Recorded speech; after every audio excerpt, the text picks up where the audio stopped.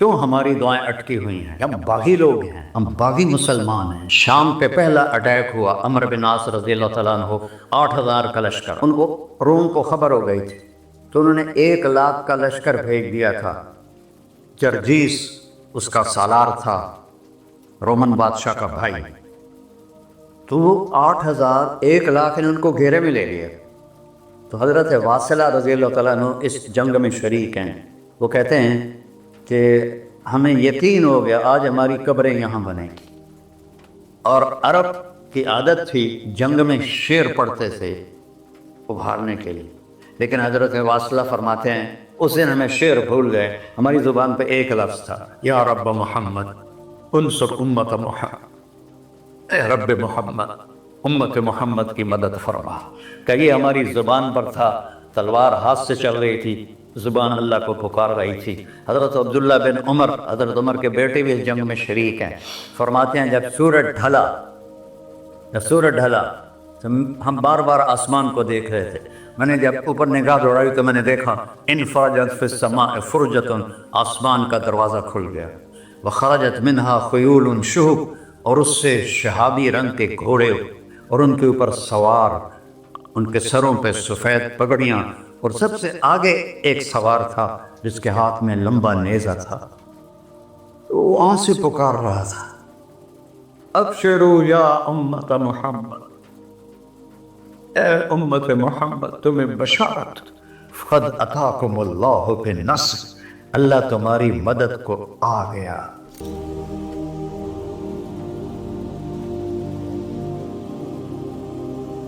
یا ابا سفیان جئتکم بکرامت الدنیا والآخرہ، ابو سفیان دنیا اور آخرت کی عزت چاہیے تو میرے پیچھے چلنا پڑے گا، اس کے علاوہ کوئی راستہ نہیں ہے، کوئی راستہ نہیں ہے، کوئی راستہ نہیں۔ ایک ہی طریقہ باقی ہے، ایک ہی راستہ باقی ہے، وہ ہے محمد الرسول اللہ۔ لا یؤمنون حتی یحکموک فیما شجر بینہم، اپنے ہر معاملے میں جب میرے نبی آپ کو فالو کریں گے تو میں ان کا بن جاؤں گا، یہ میرے بن جائیں گے، یہ مانگیں گے میں دوں گا، یہ سوال کریں گے میں پورا کروں گا، یہ مدد مانگیں گے میں مدد کروں۔ کیوں ہماری دعائیں اٹکی ہوئی ہیں؟ ہم باغی لوگ ہیں، ہم باغی مسلمان ہیں، ہم باغی مسلمان ہیں۔ شام پہ پہلا اٹیک ہوا، عمرو بن عاص رضی اللہ تعالیٰ عنہ، 8,000 کا لشکر، ان کو روم کو خبر ہو گئی تھی تو انہوں نے 1,00,000 کا لشکر بھیج دیا تھا۔ جرجیس اس کا سالار تھا، رومن بادشاہ کا بھائی، تو وہ 8,000 1,00,000 نے ان کو گھیرے میں لے لیا۔ تو حضرت واصلہ رضی اللہ تعالیٰ عنہ اس جنگ میں شریک ہیں۔ وہ کہتے ہیں کہ ہمیں یقین ہو گیا آج ہماری قبریں یہاں بنیں گی، اور عرب کی عادت تھی جنگ میں شعر پڑھتے تھے ابھارنے کے لیے، لیکن حضرت واصلہ فرماتے ہیں اس دن ہمیں شعر بھول گئے، ہماری زبان پہ ایک لفظ تھا، یا رب محمد انصر امت محمد، اے رب محمد امت محمد کی مدد فرما۔ کہ یہ ہماری زبان پر تھا، تلوار ہاتھ سے چل رہی تھی، زبان اللہ کو پکار رہی تھی۔ حضرت عبداللہ بن عمر، حضرت عمر کے بیٹے بھی اس جنگ میں شریک ہیں، فرماتے ہیں جب سورج ڈھلا تو ہم بار بار آسمان کو دیکھ رہے، میں نے جب اوپر نگاہ دوڑائی تو میں نے دیکھا انفرجت فی السماء فرجۃ، آسمان کا دروازہ کھل گیا، وخرجت منہا خیول شہب، اور اس سے شہابی رنگ کے گھوڑے اور ان کے اوپر سوار، ان کے سروں پہ سفید پگڑیاں، اور سب سے آگے ایک سوار تھا جس کے ہاتھ میں لمبا نیزہ تھا، وہ آن سے پکار رہا تھا، ابشروا یا امت محمد، اے امت محمد تمہیں بشارت، قد اتاکم اللہ بالنصر، اللہ تمہاری مدد کو آ گیا۔ فرماتے ہیں وہ ایسے آئے اور ہمارے اندر غائب ہو گئے، اور آدھے گھنٹے بعد 1,00,000 کا لشکر دوڑ رہا تھا 8,000 کے سامنے۔ کبھی ہم بھی تم میں بھی چاہا تھی، کبھی ہم بھی تم میں بھی راہ تھی، کبھی ہم بھی تم بھی تھے آشنا، تمہیں یاد ہو کہ نہ یاد ہو۔ میرے نبی کی زندگی مکمل نمونہ ہے، مکمل، اس کو فالو کرنا ہے، پھر بلڈر بنو، ذمہ دار بنو، پھر ڈاکٹر بنو، پھر تاجر بنو، سائنسدان بنو، عورت ہے مرد ہے جو بھی ہے، کامیابی اس کے ماتھے کا جھومر بن جائے گا کہ وہاں ایک ہی سکہ چلتا ہے، وہ محمد رسول اللہ۔ تو بھائیو مجھے یہی مختصر بات کرنی تھی، اس دنیا کے پیچھے ان دو ہستیوں کو پیچھے نہ کرو، ان کو ناراض نہ کرو۔ یزید نے اہل بیت کا خون کیا، اور اتنا بڑا واقعہ ہے کربلا کہ دنیا کی تاریخ میں نہ پہلے کبھی ہوا نہ بعد میں کہ رسول کی نسل کے 18 نوجوان ذبح کر دیے جائیں۔ یزید 90 لاکھ مربع میل پہ حکومت، 90 لاکھ مربع میل، ٹھیک، 42 سال کی عمر میں مر گیا ہے۔ اس کا بیٹا معاویہ بن یزید رحمۃ اللہ علیہ 22 سال کی عمر میں تخت پر بیٹھا۔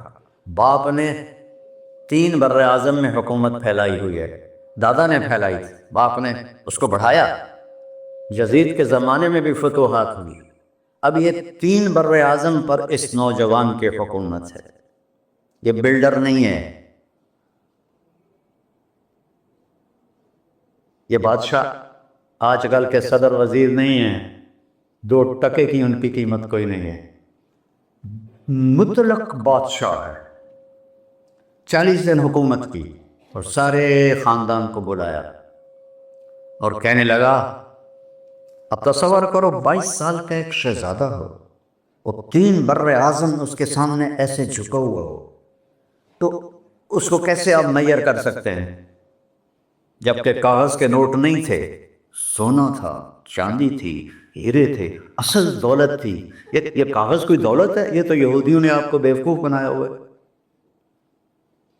انہیں سب کو اکٹھا کیا، اس نے ایک چھوٹا سا خطبہ دیا، کہنے لگا، کانا ابی جبارن، میرا باپ ظالم تھا، اس نے اہل بیت کا خون کیا، اور جس تخت کے نیچے اہل بیت کا خون ہو میں اس پہ لعنت بھیجتا ہوں، یہ ہے تمہاری سلطنت، جس کو چاہو دے دو، میں بری ہوں۔ 3 بر اعظم کی حکومت اللہ رسول پہ قربان کر کے گھر بیٹھ گیا، اور آج اس کو کس عزت کے ساتھ میں سنا رہا ہوں۔ اس کے باپ کو بولتے ہوئے میرا لہجہ کیسا تھا، اور اس کے بیٹے کو بولتے ہوئے میرا لہجہ کیسا ہے۔ 3 بر اعظم کی سلطنت چھوڑ دی کہ اس کے نیچے اہل بیت کا خون ہے، مجھے نہیں چاہیے۔ تو اللہ اور اس کے رسول کو راضی کرنے کے لیے بڑے سے بڑا سودا بھی سستا ہے، بڑے سے بڑا سودا بھی سستا ہے۔ ایک صحابی آئے، یا رسول اللہ، میرا پڑوسی ہے، اس کی کھجور ایسے میرے گھر میں آتی ہے، اس پر جب پھل پکتا ہے تو وہ گرتا ہے، میرے چھوٹے چھوٹے بچے اٹھا کے کھانے لگتے ہیں، ادھر سے بھاگ کے آتا ان کے منہ سے نکال لیتا ہے۔ اس کی تو محنت کریں کہ اتنی سخت، وہ منافق تھا، اس کی اتنی سختی نہ کرے۔ تو آپ نے اسے بلایا، کہا بھائی ایک سودا کرتے ہو؟ کہا جی، یہ کھجور مجھے دے دو اور میں جنت میں کھجور دن لے کے دیتا ہوں۔ کہنے لگا، یا رسول اللہ، کوئی اور آپ فرماتے تو میں ضرور حاضر کر دیتا، یہ کھجور تو مجھے میرے بچوں کو بہت پسند ہے، میں تو معافی چاہتا ہوں۔ تھا ہی منافق، تو اس نے معافی مانگنی۔ وہاں ایک صحابی بیٹھے تھے، ابو الدحداء، جو وہ چلا گیا تو کہنے لگے، یا رسول اللہ، اگر میں آپ کو یہ کھجور لے کے دے دوں تو مجھے جنت میں کھجور لے کر دیں گے؟ کہنے لگے ہاں، سودا پکا ہے۔ تو وہ گیا اس کے پیچھے، کہنے لگا، بھائی کھجور بیچو گے؟ کہا نہیں۔ کہا بھائی بیچ دو۔ ارے جا جا، میں نے رسول اللہ کو نہیں بیچی، تجھے کیسے بیچوں گا؟ انہوں نے کہا منہ مانگی قیمت لے لے۔ منہ سے بول کیا لینا چاہتا؟ ابو الدحداء کا باغ تھا تیار، 600 کھجوریں، میں ذمہ دار ہوں، مجھے پتا ہے کہ 600 کھجوروں کی کتنی قیمت ہوتی ہے۔ جیسے آپ بلڈنگ کو جانتے ہیں، میں نہیں جانتا، آپ ذمہ داروں کو نہیں جانتے، میں جانتا ہوں۔ 600 کھجوروں کا باغ۔ تو اس نے اس کو لاجواب کرنے کے لیے کہا، اپنا باغ دے دے، کھجور لے لے۔ اب یہ کہتا ہے پھرو گے تو نہیں؟ آپ لوگ تاجر بیٹھے ہیں، اس کے بول کی طاقت دیکھو، اس سے کہہ رہا ہے اب معاہدے سے پھرو گے تو نہیں؟ انہوں نے کہا میں پاگل ہوں جو پھرا، میں نے 600 کھجوروں کا باغ لگتا پھر۔ انہوں نے کہا چل ڈن، 600 کھجوروں کا باغ تیرا اور یہ کھجور میری۔ اور وہاں سے سیدھا گیا اپنے باغ میں۔ کھجوروں کا زمانہ تھا تو مدینے والے کھجوروں کے پھل کے زمانے میں باغ میں شفٹ ہو جاتے تھے، چھوٹے چھوٹے بنائے ہوتے تھے کمرے، وہاں بچے وہ سب رہتے تھے، کھجوروں کی پہرہ داری بھی اور توڑنا بھی۔ تو وہ ہائے قربان جاؤں نبی کے صحابہ تھا، وہ باغ میں اندر نہیں گئے، باہر کھڑے ہو گئے، کہ کہیں نیت نہ بدل جائے، اتنا بڑا باغ دیتے۔ باہر سے پکارا ام الدحداء، بیگم کہ جی کہ باہر آ جاؤ، بچوں کو بھی لے کے آ جاؤ۔ کیا ہوا؟ کہ میں نے باغ دیکھ لیا۔ میں نے کہا کتنے میں؟ کہ جنت میں کھجور مل گئی۔ کہنے لگی ربح البیع ربح البیع ربح البیع، واہ ابو الدحداء کیا سودا کیا تو، کیا سودا کیا تو۔ ارے کہ عورتیں زیادہ شور میں جاتی، مروا دیتا ہے کہ بچے کے تو کھاسیں تمہیں کے تو کھاساں، ربح البیع۔ اس کے بعد بھاگا ہوا آیا اللہ کے نبی کے پاس، یا رسول اللہ میں نے کھجور خرید، آپ اس انصاری کو دے دی۔ آپ نے پوچھا کتنے میں خریدی ہے؟ کہ سارا باغ دے دیا، کھجور لے لی۔ آپ نے کہا پہلا سودا کینسل، کم من عذق رداح ودار فیاح لأبی الدحداء۔ اب تیرے لیے میں دیکھ رہا ہوں تیرے رب نے جنت میں کھجوروں کے باغ لگا دیے ہیں، اور تیرے کوٹھے کی جگہ کھجوروں میں محل بنا دیے ہیں سونے چاندی کے۔ جنت میں تو مٹی نام کی شے کوئی نہیں، لوہے نام کی شے کوئی نہیں، ایک ہر گھر ایک اینٹ سونے کی، ایک چاندی کی، ایک زمرد کی، ایک یاقوت کی، مشک کا گارا اور زعفران کی گھاس، اور اس کا لنٹر اللہ کا عرش ہے۔ تو سودے کر گئے، اب سب کچھ کرو، اللہ رسول کو پیچھے نہ کرو، کیونکہ ہمیشہ تو زندہ نہیں رہنا، چلے جانا ہے۔ دنیا میں سب سے بڑا محل بنایا تھا کسریٰ نے، نوشیروان کے پوتے خسرو پرویز نے، جس نے ہمارے نبی کا خط پھاڑا تھا۔ 40,000 پلرز پر وہ گھر تھا۔ اب لوگ بلڈر اسکوائر فٹ لگاؤ، 40,000 ستونوں پر وہ گھر کھڑا تھا، اور اس کے اوپر سارا سونا ہیرے جواہر 40,000 پلر پر تھے، اور اس کے 500 بڑے بڑے گنبد تھے، اور سب سے بڑے گنبد میں 1,000 سونے کے فانوس تھے، اور اس میں ایک رات میں 9 من تیل جل جاتا تھا، صرف ایک رات کے لیے اس کو، اور 3,000 باندیاں تھیں، 6,000 نوکر تھے صفائی کے لیے، 12,000 سپاہی تھے اس کی حفاظت کے لیے، لیکن وہ چند سال بھی نہ رہ سکا کہ پلٹا کھایا حالات نے، اور رومن امپائر کیسر نے آ کر اسے شکست دی نینوا میں۔ ہمارے نبی کے خط پھاڑنے کے بعد آپ نے فرمایا تھا کسریٰ نے اپنا ملک پھاڑ دیا، تو وہ آیا، وہ شکست کھائی کسریٰ نے اور بھاگ گیا، اس نے سارے محل کو آگ لگایا، مٹی کا ڈھیر بنایا، اور مسلمانوں میں سب سے بڑا محل بنایا اندلس کے بادشاہ عبد الرحمن نے الثالث نے، 4,316 پلر پر تھا وہ گھر، اور پورے یورپ میں اس کی دھاک تھی، ہر طرف سے ہیرے آ رہے ہیں، موتی آ رہے ہیں، جواہر آ رہے ہیں، پورے پلر، پوری چھت سونے سے بنی تھی، اور پورے پلروں پر ہیرے جواہرات تھے، اور باہر ایک بڑا تالاب تھا، کس کا؟ پارے کا، پانی کا نہیں، پارے کا۔ اس میں کیا کرشمہ تھا؟ اس کو اس اینگل سے انجینئرز نے بنایا تھا کہ سورج کی شعائیں جب پارے پر پڑتی تھیں تو پارا تو ہلتا ہے، کھڑا نہیں رہتا، تو شعائیں ایسے ایسے ڈانس کرتے کرتے کرتے محل پہ پڑتی تھیں، تو لگتا تھا پورا محل رقص کر رہا ہے۔ اب میں وہاں گیا تو ایک کوٹھے کے سوا وہاں کچھ بھی نہیں تھا، وہ بھی کوٹھے کی چھت نیچے گری ہوئی تھی۔ تو آپ لوگوں کو دیکھو، ہمارے نبی پہ قربان جائے، انہوں نے ہمیں کیسی پیاری زندگی دی۔ وضو سے پہلے ایک دعا سکھائی ہمارے نبی نے، ہم 5 دفعہ تو کم از کم کرتے ہیں وضو، کہ اللہم اغفر لی ذنبی ووسع لی فی داری وبارک لی فی رزقی، دنیا بھی جوڑ دی، آخرت بھی، یار میرے گناہ معاف فرما، مجھے بڑا گھر دے، مجھے کھلا گھر دے، مجھے کھلا گھر دے، اور میرے رزق میں برکت دے۔ کھلا گھر اللہ کی نعمت ہے، آپ لوگوں کو میسر کر رہے ہیں سہولتیں، آپ کو اجر ملے گا اگر اس میں جھوٹ نہ ہو، سود نہ ہو، کھوٹ نہ ہو، ہیرا پھیری نہ ہو، وعدہ خلافی نہ ہو، تو یہی آپ کی جنت کا راستہ ہے۔ تو اللہ رسول سے صلح کر لو بھائیو، بس میری اتنی گزارش۔ اور آخر میں ایک حدیث سناتا ہوں، 10 لاکھ حدیثیں ہیں میرے نبی کی، ایک سناتا ہوں ساری کور ہو جائیں گی۔ ایک تو ہے فرض، نماز نہیں چھوڑنا، روزہ نہیں چھوڑنا، زکوٰۃ نہیں چھوڑنا، حج فرض ہے نہیں چھوڑنا۔ اس کے بعد میرے نبی نے کہا 4 چیزیں مجھ سے لے، 5 بھی نہیں کہیں کہ 4 باتیں مجھ سے لے لو، صرف 4 باتیں مجھ سے لے لو، دنیا بھی تمہاری ہے، آخرت بھی تمہاری۔ سبحان اللہ۔ اور اس سے زیادہ کیا آسانی دے میرا نبی، اتنے 100 نفل پڑھو ہوتے، اتنے عمرے کرو ہوتے، اتنے حج کرو ہوتے، اتنی تہجد پڑھو ہوتے، تو سارے مر گئے ایسے کہ 4 باتیں لے لو۔ دنیا میں بھی مزہ رہے گا، آخرت میں۔ پہلی بات کیا ہے؟ صدق و حدیث، ہر معاملے میں سچ بولنا، جھوٹ نہ بول۔ ایک صحابی نے پوچھا یا رسول اللہ مسلمان بزدل ہو سکتا ہے؟ آپ نے کہا کنجوس ہو سکتا ہے؟ آپ نے کہا جھوٹ بول سکتا ہے؟ کہ نہیں، جھوٹ نہیں ہو سکتا، سچ بول، سچ کی قیمت ادا کرو۔ حفظ امانت، کسی کو دھوکہ نہ، چیز کوئی اور ہو، دکھا کوئی اور رہے ہو، میٹیریل کوئی اور ہے، بتا کوئی اور رہے ہو۔ حفظ امانت، دیانتداری سے کام کرو، کسی کو دھوکہ نہ دو۔ آپ نے فرمایا میں اپنے امتی سے ہر گناہ کی توقع رکھتا ہوں، بشر ہے بیچارہ، لیکن میرا امتی ہے تو دو نہیں کرے۔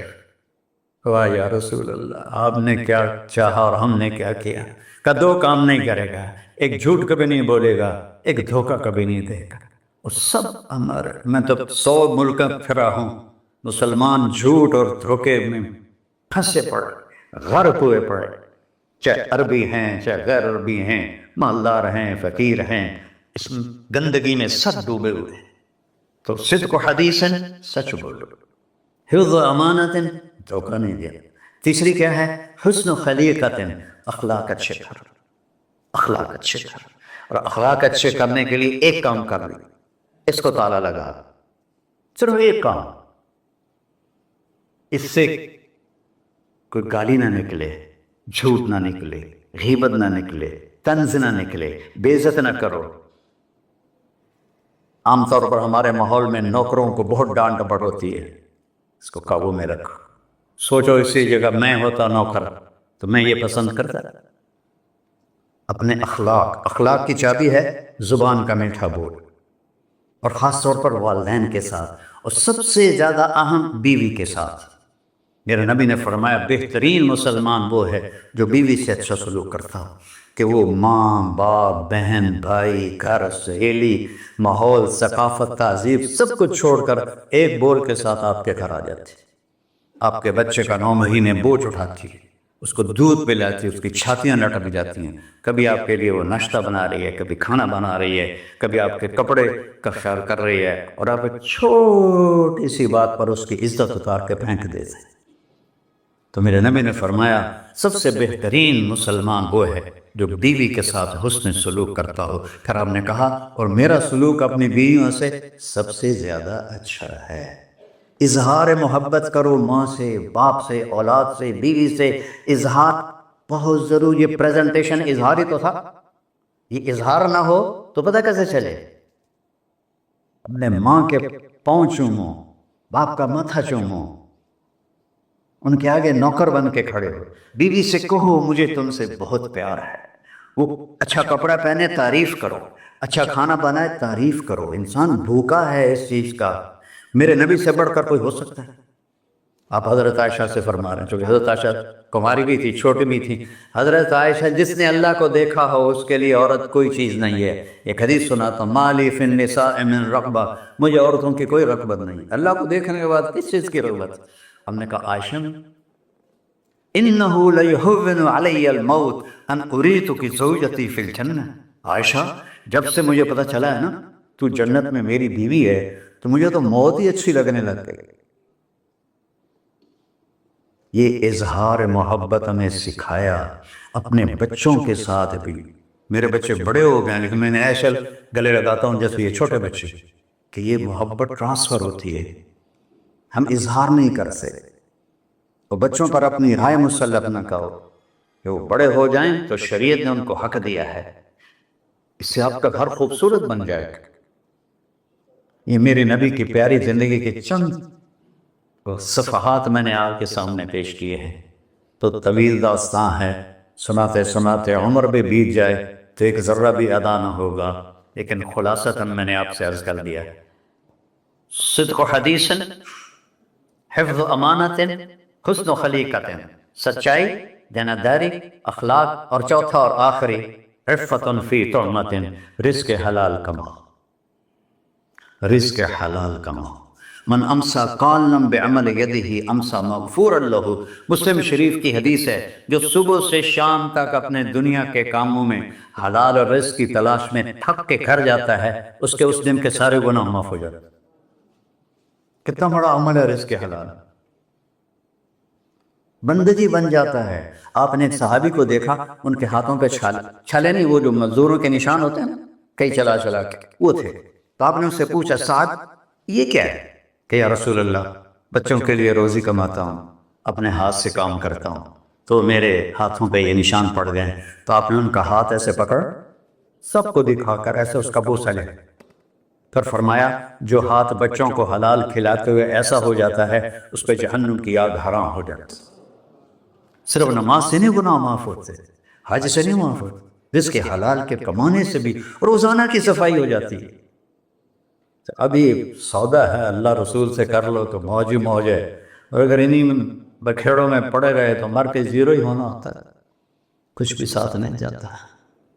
تو اللہ مجھے بھی توفیق دے، اللہ آپ کو بھی توفیق دے کہ ہم اپنے نبی کی زندگی کو اور اپنے رب کو سامنے رکھ کر زندگی گزاریں، اور آپس میں اگر لڑے ہوئے ہو صلح کر لو، آپس میں کوئی لڑو، دیکھو جھگڑا ہو جاتا ہے، بول چال بند نہ کرو، جھگڑا ماں سے بھی ہو جاتا ہے، باپ سے بھی، بیوی سے بھی، بول چال بند نہ کرو، نہیں بس ساڈا بائی کاٹ۔ ہم تو پنجابی لوگ ہیں، تو دیہاتی کو تھوڑی اونچ نیچ ہو جائے تو ہماری لینگویج اساں لیکا چھک دیتا ہے، سمجھو، ہم نے لکیر لگا دی ہے، نہ انہاں دے مرن تے جاونا ہے نہ انہاں دی شادی تے جاونا، یہ ساڈے جنازے وچ بھی نہ آم۔ اللہ میرے گاؤں میں جنازہ تھا، میرا اپنا عزیز، اس کی والدہ فوت ہو، تو رشتہ داروں میں قریبی رشتہ دار جنازے میں پہلی صف میں کھڑا تھا، تو جنازے پر تو سب کے دل نرم ہو جاتے ہیں۔ جب اس نے دیکھا نا کہ میاں صادق میری ماں دے جنازے چوں باہر نکل گیا، یہ تہذیب ہے ہماری۔ تو جھگڑا ایک فطری چیز ہے، لیکن بول چال بند نہیں کرنی ہے، دل میں نفرت نہیں پالنی ہے، اس کو صاف کر کے معاف کرنا ہے۔ اللہ بہت خوش ہوتا ہے، اور میاں بیوی میں جھگڑا ہو جائے اور وہ صلح کر لیں، اللہ ان کے پچھلے سارے گناہ معاف کر دیتا ہے۔ کیا مزے کی بات۔ السلام علیکم۔ دعا فرما، دعا فرما ہے، اچھا بھائی بیٹھ جائیں، دعا کر لیں۔ انت اہلہ وصلی علی محمد کما انت اہلہ وفعل بنا ما انت اہلہ انک اہل التقوی و اہل المغفرہ۔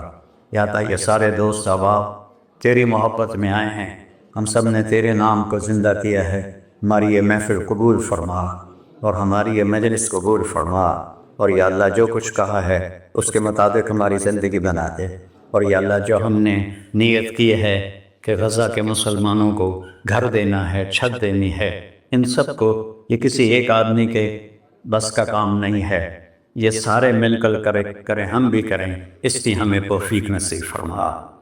تیرے نبی کا فرمان ہے جو میری امت کی دنیا کا خیال نہیں کرتا وہ مجھ سے نہیں ہے، اور اس وقت سب سے محتاج امت غزہ کے اہل ایمان ہے۔